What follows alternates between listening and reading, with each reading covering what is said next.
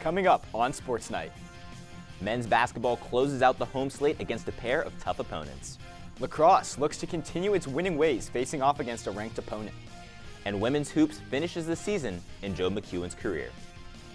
Well, Sam, this is the second time I've seen you today, but I must say you are much better dressed now. I appreciate that. Waking up and immediately going to the gym doesn't give you a ton of time to really look pretty. You know, I'm not exactly putting on the Ritz when I work a shift at Henry Crown Sports Pavilion, but I'd say we cleaned up pretty nicely. Well, you know, Charles, we had to. Wait, why? 'Cause it's Sports Night right now.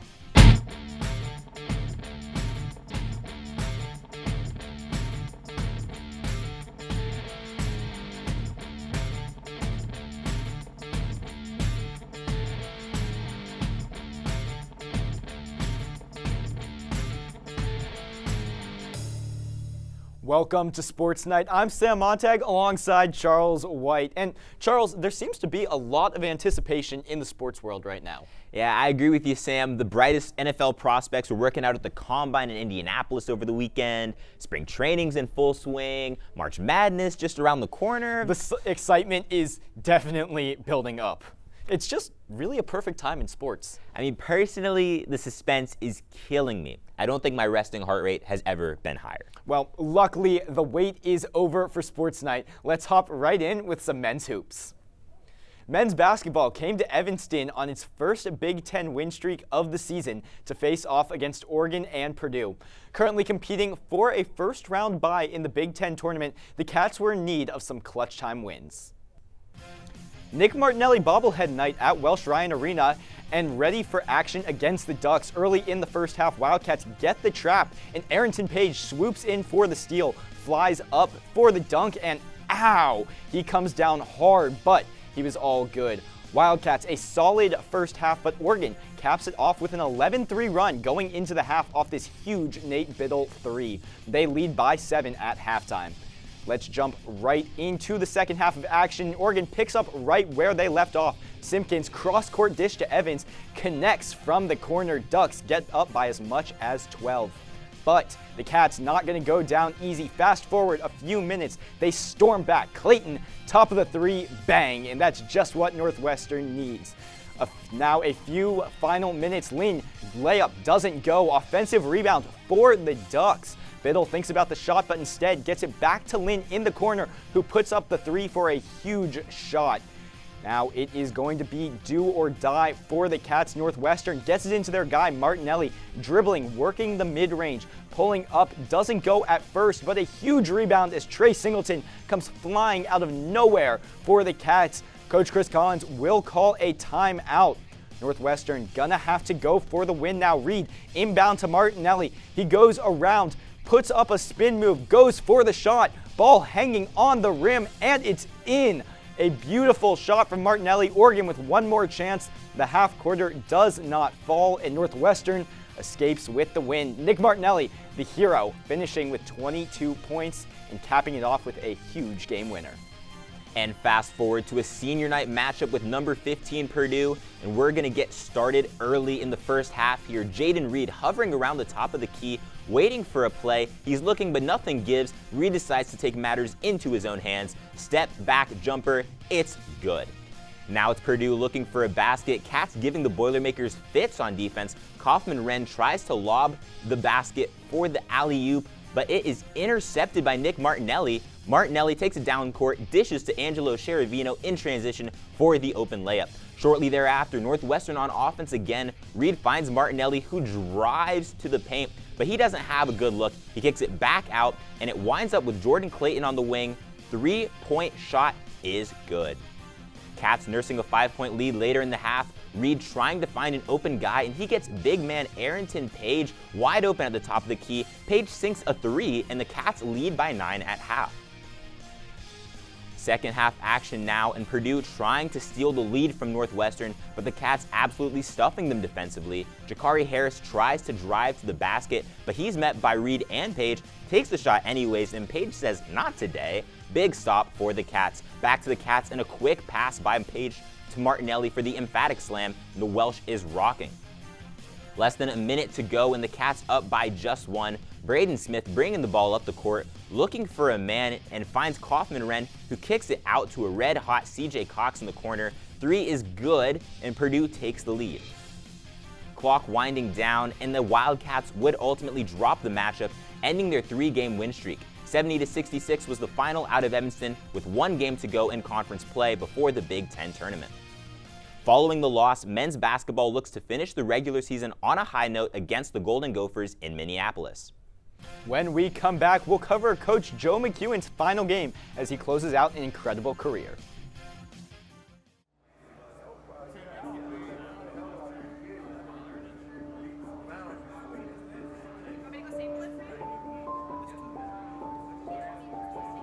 Trying to work my way out of the prison system was the most difficult challenge of my life. It only became tangible once I became a Northwestern student.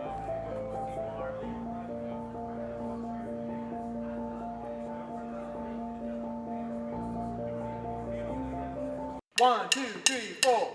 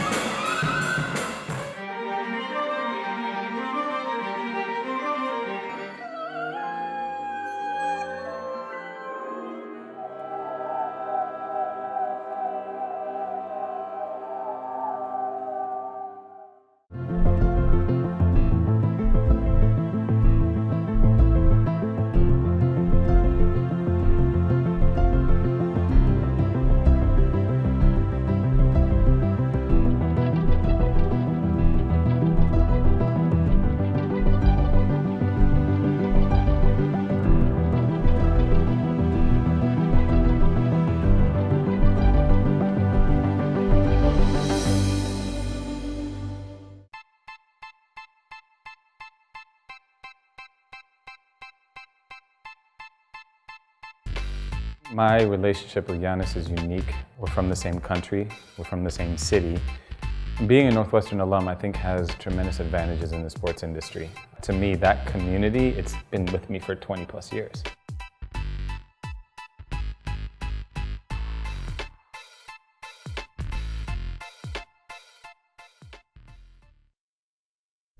Ladies and gentlemen, welcome back to Sports Night. And Sam, with Northwestern's reading week right around the corner, I was wondering, when was the last time that you read a book?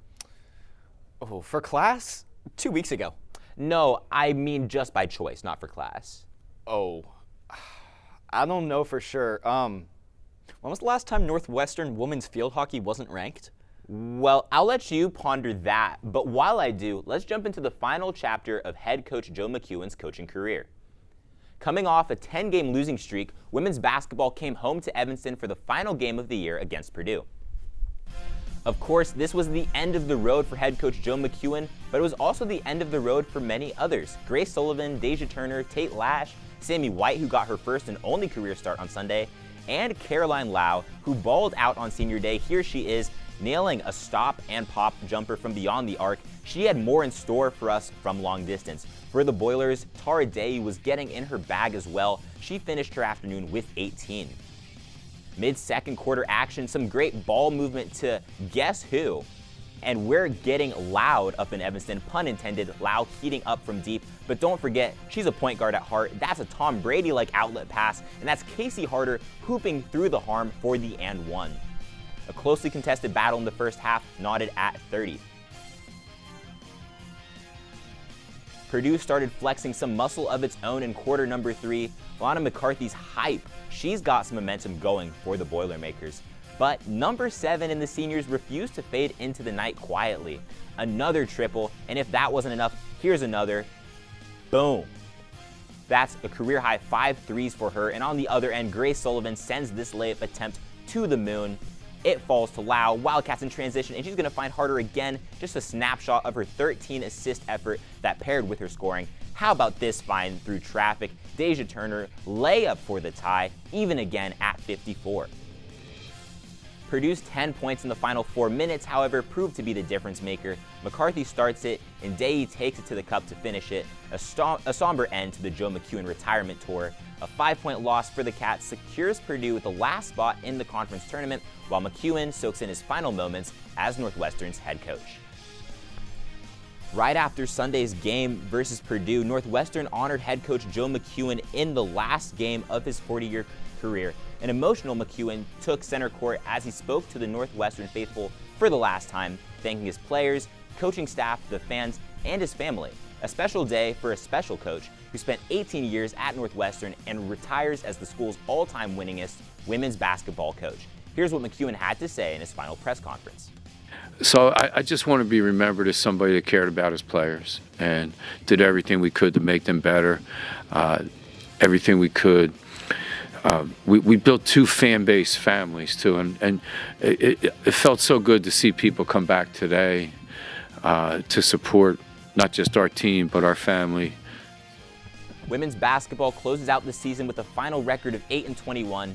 While this season may not have gone the way the team hoped, there was still a lot to celebrate before the season ended. Our very own Sammy Krimstein and Michael Capobianco had the chance to talk with McKeown about the highs and lows of his coaching journey. Tune back in next week to watch. Northwestern traveled to Long Island for a matchup with number 16 Stony Brook.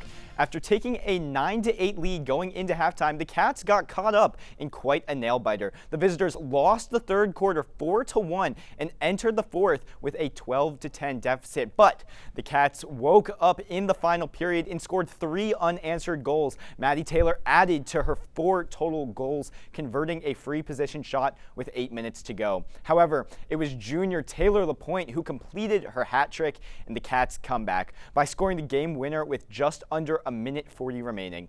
Northwestern ultimately survived a potential second upset of the season, taking down Stony Brook 13-12. Julia Fusco and Isabella Caprasucchio led the way for the Seawolves, both scoring 3 goals. Meanwhile, Olivia Adamson and Aditi Foster each added 2 goals for the Cats, while Maddie Epke and Gabriella McAllister both tallied a score. Northwestern softball once again ventured away from Evanston this past weekend as it traveled to Durham, North Carolina for the Duke Invitational. In the early game against Boston University on Friday, the Cats gave up 6 runs in the second and could not create enough for the comeback. In the afternoon matchup, 2 home runs from Kansas Robinson and True Medina powered Northwestern to a dominant 11-1 victory. On Saturday morning, the Cats would get their revenge against the Terriers. They scored in 5 out of the 7 innings and rode a Riley Grudzielanek complete game en route to a 6-3 win over Boston University. In the weekend finale, however, Northwestern bats went silent as they could only muster 1 run on 3 hits against the 20th-ranked Duke Blue Devils.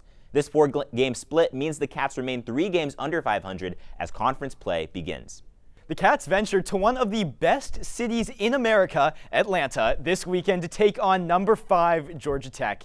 In Game 1, the Wildcats jumped out to a quick lead in the first, courtesy of Ryan Kucherek's 2-run homer. A few minutes later, however, the Yellow Jackets tied it up in their half of the frame and didn't look back, taking Game 1 in just 7 innings by a score of 17-3. Looking to bounce back in Game 2, Jack Lausch tied the game with a 2-run shot in the second. Unfortunately, though, that was the last time that a purple uniform would cross home plate, as Northwestern fell 13-3. In the series finale, the Cats came out to another hot start, plating 4 in the first inning and keeping the game tied through the 6th. That was until a 3-run 7th and a 5-run 8th from the Yellow Jackets put it out of reach for the Wildcats. Jackson Freeman went 4 for 5 from the plate, while Georgia Tech's Ryan Zuckerman highlighted the game with a trio of home runs. It wasn't a pretty weekend for the Wildcats, but Northwestern fans can look forward to the offensive production from Kucherek and Freeman, who both went 5 for 11 in the series. When we come back, we swim, sprint, and swing for the fences. Stay tuned.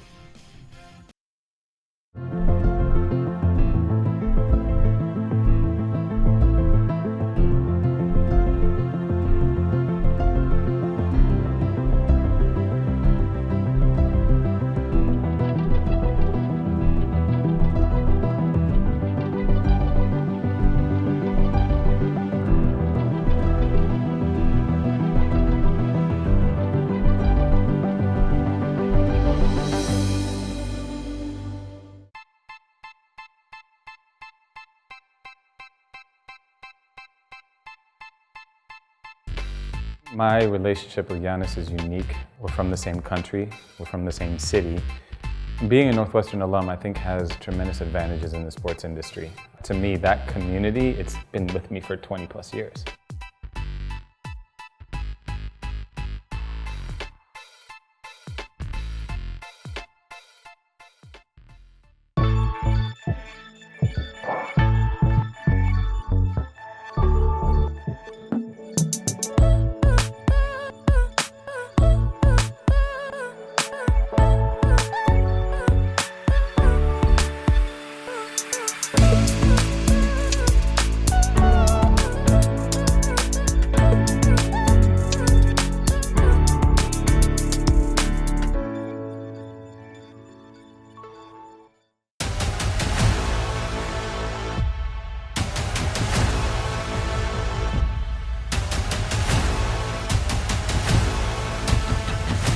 Ready, set, go!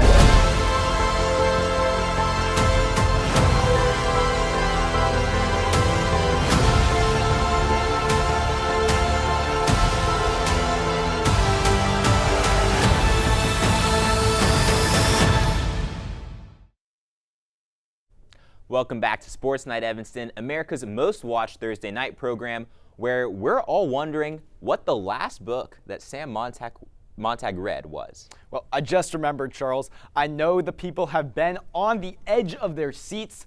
I read F. Scott Fitzgerald's The Great Gatsby not too long ago. Is that the one where he spends all his time staring across a pond?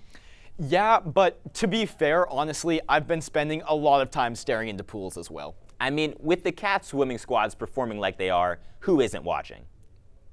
Northwestern men's swimming and diving headed to the University of Wisconsin for the Big Ten Men's Swimming and Diving Championships last week.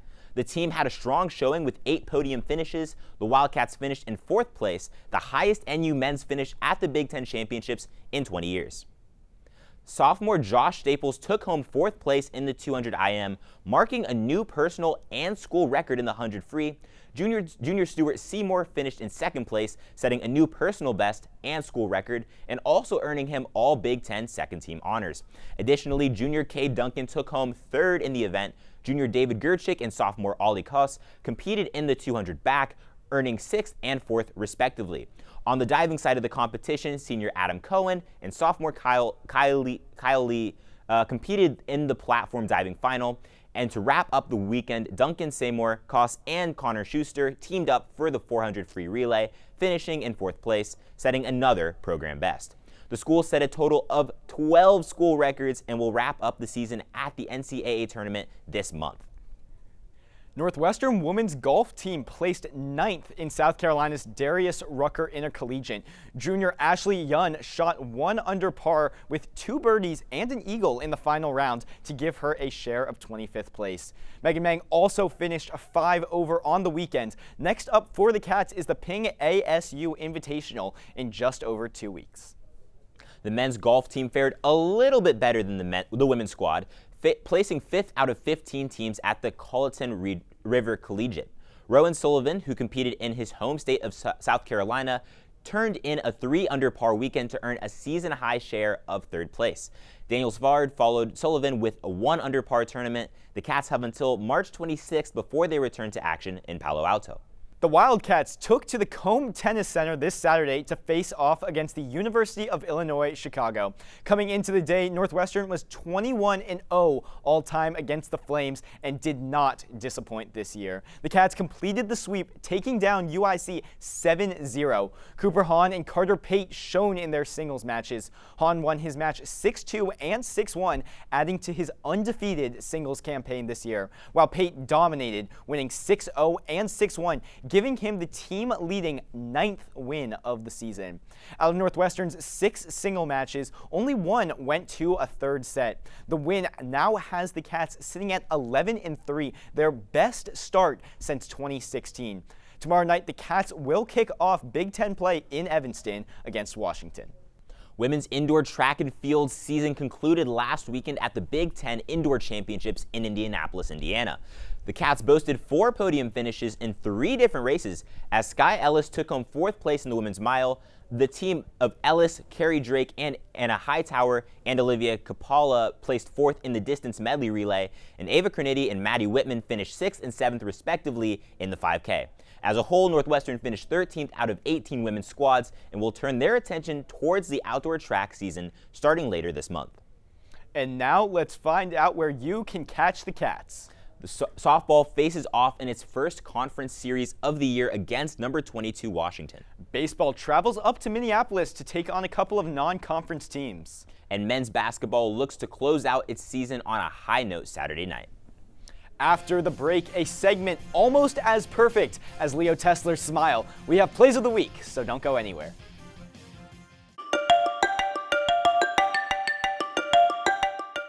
I'm Kelly McEvers, founding host of the NPR podcast Embedded. I'm James Edwards, host of the Unresolved podcast from Frontline. I'm Antonia Cereijido, former senior producer of Anything for Selena podcast and current executive producer at Elias Studios.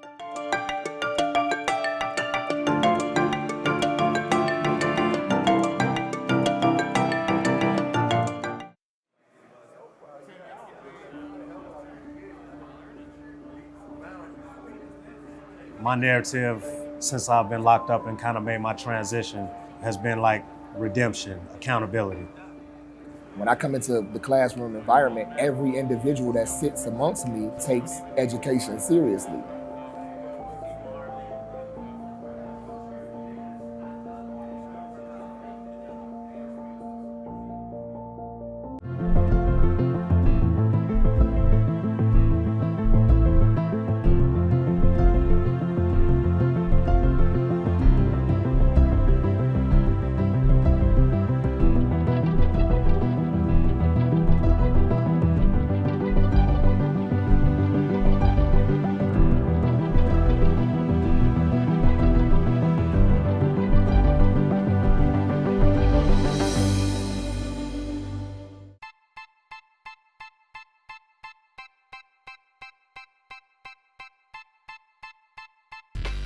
My relationship with Giannis is unique. We're from the same country, we're from the same city.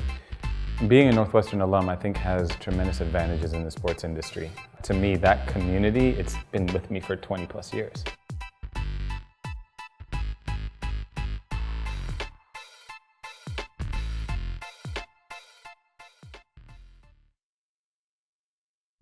Welcome back to Sports Night, and folks, we made it. 3 long blocks have all led up to by far my favorite part of the night. You mean a late night snack and then bedtime? Your parents let you eat after dinner? Bro, I have a bowl of Cheerios and a glass of apple juice every night before bed.